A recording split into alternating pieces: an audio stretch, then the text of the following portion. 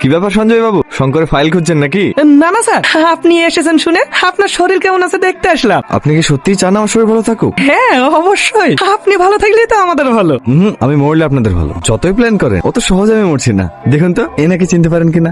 CCTV camera তো খারাপ ছিল। আমি প্রথম দিন জয়েন করেই রাজীবকে দিয়ে সারিয়ে নিয়েছিল। শুধু বলতে নিষেধ করেছিলাম, বললে তো আপনার এই কুৎসিত চেহারাটা দেখতে পেতাম না। ভয় পাবেন না, আপনাকে অ্যারেস্টও করবো না, সাসপেন্ডও করবো না। শুধু বোঝাও নিজের আপনকে মধ্যে কতটা কষ্ট। এই মেয়েটা মরলে আপনার কষ্ট হবে কি? জিয়া, আমার মেয়েকে ছেড়ে দেন স্যার, শাস্তি দেন আমাকে, দেন আমার মেয়েকে ছেড়ে দেন না। রাজু, ঠিক মানুষকেই তুলেছিস। আমি ফোন করলেই শেষ করে দিই।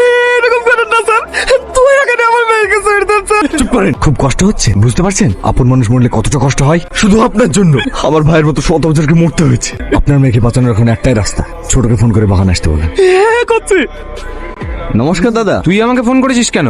এই আপনাকে অ্যানিমেল দেখানোর জন্য। অনেকদিন পরে জঙ্গলে আসলাম তো। দেখুন তো দাদা, এই বাঘটাকে চিনতে পারেন কিনা? ছোট, এই তুই ছোটর সাথে কি করছিস? ছেড়ে দে আমার ভাইকে। বাচ্চা, ভালোই ভালোই বলছি, আমার ভাইকে ছেড়ে দে। আমি গেলে কিন্তু তোদের কাউকে ছাড়বো না। আসুন আসুন, সময় খুবই কম। যতক্ষণ বস্তায় বালি আছে আপনার ভাই বেঁচে আছে। বালি শেষ, ভাই শেষ। এই আমার ভাইয়ের কিছু করবি না, আমার কথা শোন। অফিসার, এই চল। ছোট